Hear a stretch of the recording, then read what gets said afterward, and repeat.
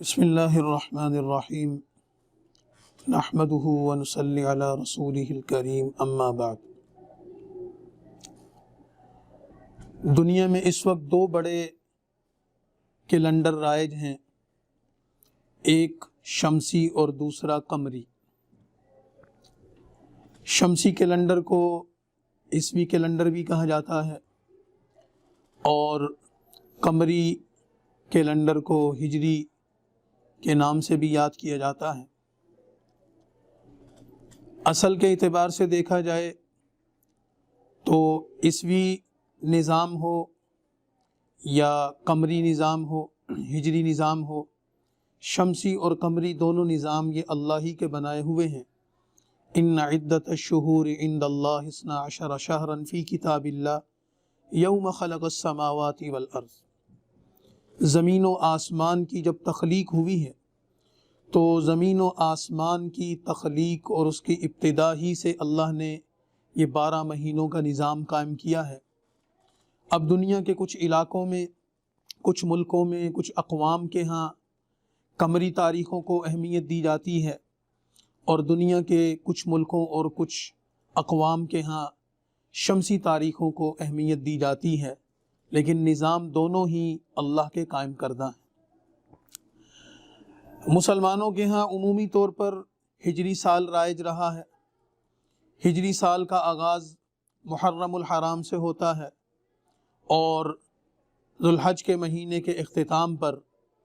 ہجری سال کا اختتام ہو جاتا ہے۔ تو سال چاہے قمری ہو یا سال چاہے شمسی ہو، اس کا آغاز ہو یا اختتام ہو، شریعت کی تعلیمات میں کوئی ایسی خاص چیز موجود نہیں جو کسی سال کے آغاز یا کسی سال کے اختتام کے حوالے سے خاص یا متعین کی گئی ہو۔ مسلمان کے لیے سب سے بنیادی چیز قرآن کریم کی تعلیمات ہیں، اس کے بعد رسول اللہ صلی اللہ علیہ وسلم کی تعلیمات ہیں، صحابہ کرام رضوان اللہ علیہم اجمعین کی تعلیمات ہیں، طرز عمل ہے، اور پھر دنیا میں بزرگان دین کا طرز عمل ہے، اور اس کے ساتھ ساتھ اگر ہم آگے بڑھیں تو دنیا کی روایات میں سنجیدہ طبقہ فکر، باشعور لوگ، پڑھے لکھے اور سمجھدار لوگ، ان کے ہاں معروف ہو جانے والی چیزیں، تو قرآن و سنت سے لے کر عام باشعور اور سنجیدہ لوگوں کے طرز عمل تک کسی بھی پہلو سے اگر ہم غور کریں تو سالوں کے آغاز یا اختتام کے حوالے سے دنیا میں نہ تو کوئی معروف طریقے رائج رہے ہیں، نہ اس کی آغاز یا اختتام کے حوالے سے کوئی رسومات یا روایات رہی ہیں، اور نہ ہی اس کی کوئی اہمیت ہے۔ لیکن بدقسمتی یہ ہے کہ ہمارے معاشرے میں جہاں اور فرسودہ چیزیں، بیکار چیزیں رائج ہو گئی ہیں، وہاں جب عیسوی سال یا شمسی سال کا اختتام ہوتا ہے کہ دسمبر کا اینڈ ہوتا ہے، جنوری کا آغاز ہوتا ہے، تو ہم اس اختتامی لمحات اور نئے سال کی آمد کے استقبال کے نام پر نیو ایئر نائٹ کے عنوان یا نام پر جو کچھ کرتے ہیں، تقریبات کی شکل میں، جشن کی صورت میں، اور اس رات یا اس وقت کو اہتمام کے ساتھ منانے کی شکل میں، ان تمام چیزوں کا تعلق نہ تو شریعت کے ساتھ ہے، نہ ہماری روایات کے ساتھ ہے، اور نہ ہی ان تمام چیزوں کا تعلق کسی سنجیدہ اور باشعور انسان کی کسی عمل کے ساتھ۔ اور پھر جب ہم اس سارے ماحول پر نظر ڈالتے ہیں تو ہمیں یہ پتہ چلتا ہے کہ یہ فرسودہ روایات بھی مغربی تہذیب سے آئی ہیں جو ہمارے ملک اور ہماری قوم میں سرایت کر گئی ہیں۔ مغرب میں رہنے والے لوگ جن کے ہاں جشن منانا، مخصوص دنوں اور ایام کے موقع پر خوشیوں کا اظہار کرنا، اور اس خوشی اور جشن کی آڑ میں بےہودگی کرنا، بے حیائی پھیلانا، فحاشی اور عریانی کو فروغ دینا اور بے حیائی کے کاموں میں بڑھ چڑھ کر حصہ لینا، یہ ان لوگوں کا طرز عمل ہے جن کے ہاں نہ کوئی سنجیدہ روایات موجود ہیں، نہ مذہب کی تعلیمات موجود ہیں، نہ ہی ان کا ماضی کا کوئی ایسا کوئی آفاقی پیغام موجود ہے جو ان کو رہنمائی کر سکے کہ اخلاقیات کیا ہوتی۔ ایک مسلمان کے لیے رسول اللہ صلی اللہ علیہ وسلم کی تعلیمات میں اگر کچھ دنوں کو خوشی کا دن قرار دیا گیا ہے تو اسلام کی تعلیمات میں دو بڑے دن ہیں، ایک عید الفطر کا دن اور ایک عید الاضحیٰ کا دن۔ لیکن اگر ہم قرآن و سنت کی تعلیمات کو اٹھائیں تو نبی کریم صلی اللہ علیہ وسلم نے ان خوشی کے دنوں کو، جن کو عید قرار دیا، خوشی کے اظہار کا حکم فرمایا، ان دنوں کو بھی عبادت کے ساتھ خاص کیا کہ عیدین کے موقع پر نماز عید ادا کی جاتی ہے،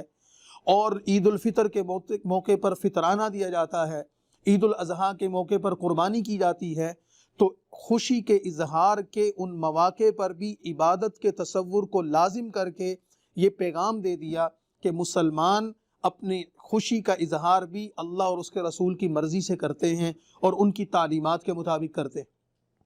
لیکن نیو ایئر نائٹ کے نام پر جو کچھ ہوتا ہے، بے حیائی کو فروغ ملتا ہے،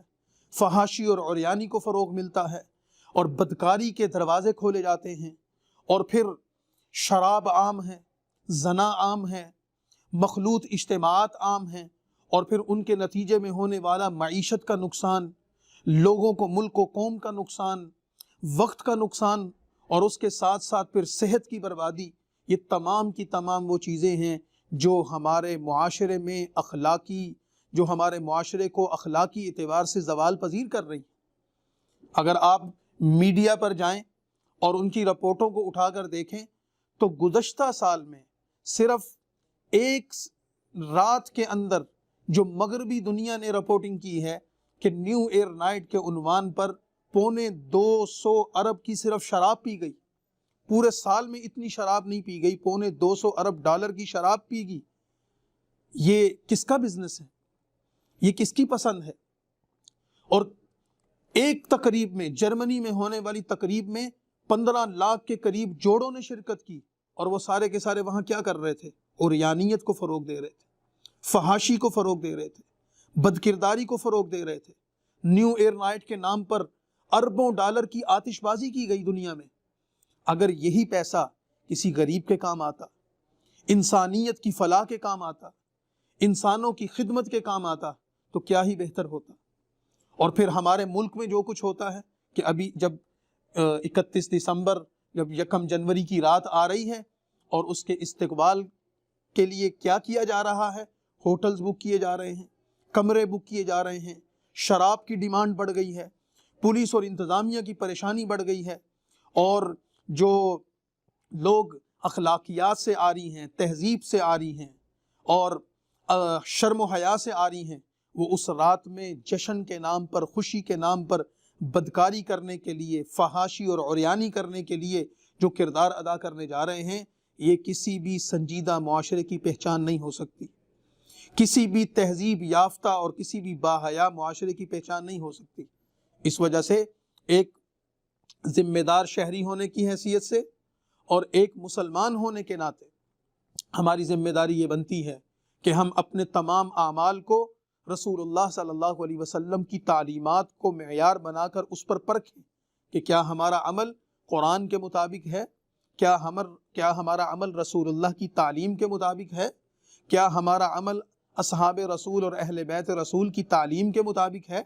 اگر ہمارا طرز عمل ان کی تعلیمات کے مطابق نہیں تو ہم اپنی جسمانی اعتبار سے کوئی کوشش کریں، مالی اعتبار سے کوئی کوشش کریں، اپنے جسم، اپنی جان، اپنے وقت کو کسی کام میں لگائیں تو وہ بیکار ہوگا، اور اللہ تعالیٰ کی طرف سے دی ہوئی یہ امانت جو ہمارے وجود کی شکل میں ہے، ہمارے مال کی شکل میں ہے، یا ہمارے وقت کی شکل میں ہے، اس ایک ایک روپے کا، ایک ایک پل کا، اور اپنی صلاحیت کے ایک ایک جز کا ہمیں اللہ کے ہاں حساب دینا۔ جب ہمارا نوجوان، جب ہماری بہنیں، ہماری مائیں، ہماری بچیاں، ہمارے بھائی اور ہمارے افراد معاشرے میں نکل کر یہ کردار ادا کرتے ہیں تو سمجھ لیجئے کہ اس کے پیچھے ان کی اخلاقی کمزوری اور ان کی اخلاقی گراوٹ نمایاں ہو رہی ہے، اور جس کے نتیجے میں پھر مال کا بھی نقصان ہو رہا ہے، جان کا بھی نقصان ہو رہا ہے، وقت کا بھی نقصان ہو رہا ہے، اور پھر اس کے نتیجے میں ہونے والے وہ نقصانات کہ جو فسادات کی شکل میں، فتنوں کی شکل میں، اور پھر وہ ایکسیڈنٹ کی شکل میں، اور کئی طرح کے حادثات کی شکل میں سامنے آتا ہے، وہ تو اللہ تعالیٰ ہی حفاظت کرنے والے۔ تو ایسے موقع پر کہ جب ایک سال ختم ہو رہا ہے دوسرے سال کا آغاز ہو رہا ہے، اول تو کوئی ایسی تعلیم، کوئی ایسا پروگرام یا کوئی ایسا متعین کوئی ایسی چیز ہمیں شریعت کی تعلیمات سے نہیں ملتی اور نہ ہی اس کی ضرورت موجود ہے۔ اور لیکن اگر کسی نے سال کے ختم ہونے اور نئے سال کا آغاز کرنے کا کوئی اہتمام کرنا ہی ہے تو اس سال کے ختم ہونے پر ہمیں اپنے کردار اخلاق پر غور کرنا چاہیے کہ ہم نے پچھلے سال کو کتنا اللہ کی اطاعت میں گزارا اور کتنا وقت اللہ کی نافرمانی میں گزرا، اور آنے والے سال کا استقبال ہمیں اللہ کا نام لے کر کرنا چاہیے، کیونکہ حدیث پاک میں آتا ہے کہ کسی بھی چیز کا آغاز کرو تو اللہ کے نام سے کرو، اس سے تمہارا وہ کام بابرکت ہو جائے گا، وہ چیز بابرکت ہو جائے گی۔ اگر ہم استقبال کرنا ہی چاہتے ہیں، اگر ہم ویلکم کرنا ہی چاہتے ہیں، اگر ہم نئے سال کی شروعات کے لیے تقریبات کرنا ہی چاہتے ہیں تو اس کو اللہ کا نام لے کر کیا جائے، اللہ کا نام لے کر نئے سال کا استقبال کیا جائے، اللہ کا نام لے کر 1 جنوری کو ویلکم کیا جائے، تاکہ ہمارا آنے والا سال بابرکت ہو جائے، باعث رحمت ہو جائے، اور ایسے ماحول میں کہ جب پوری دنیا میں ایک وبا پھیلی ہوئی ہے، ہمارا ملک اس کا شکار ہے، ہماری معیشت اس کا شکار ہے، ہمارے عوام اس کا شکار ہیں، بیماریاں، تکلیفیں، مصیبتیں، پریشانیاں اور امراض ہمیں گھیرے ہوئے ہیں، ایسے حالات میں ہم اس ختم ہونے والے سال پر اللہ کی بارگاہ میں گڑ گڑا کر توبہ کریں،